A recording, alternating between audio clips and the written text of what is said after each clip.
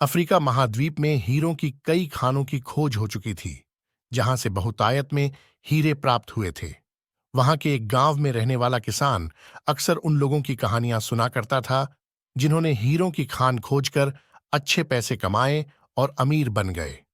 वह भी हीरे की खान खोजकर अमीर बनना चाहता था।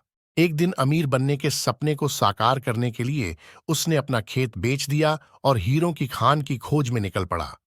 अफ्रीका के लगभग सभी स्थान छान मारने के बाद भी उसे हीरों का कुछ पता नहीं चला। समय गुजरने के साथ उसका मनोबल गिरने लगा।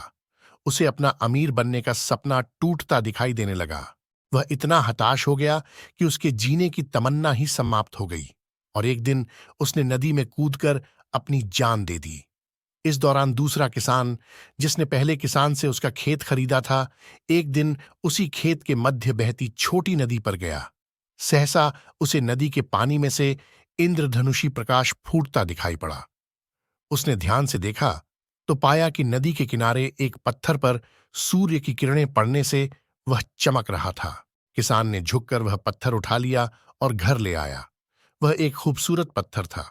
उसने सोचा कि यह सजावट के काम आएगा और उसने उसे घर पर ही सजा लिया। कई दिनों तक वह पत्थर उसके घर पर सजा रहा। एक दिन उसके घर उसका एक मित्र आया। उसने जब वह पत्थर देखा तो हैरान रह गया।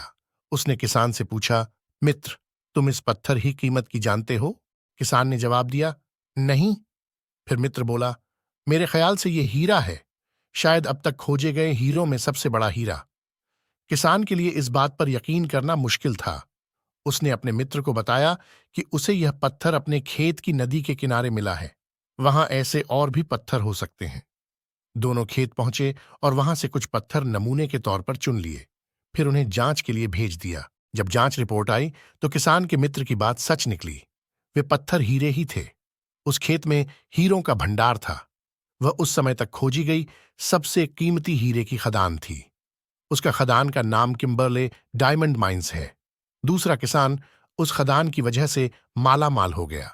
पहला किसान अफ्रीका में दर दर भटका और अंत में जान दे दी, जबकि हीरे की खान उसके अपने खेत में उसके कदमों तले थी।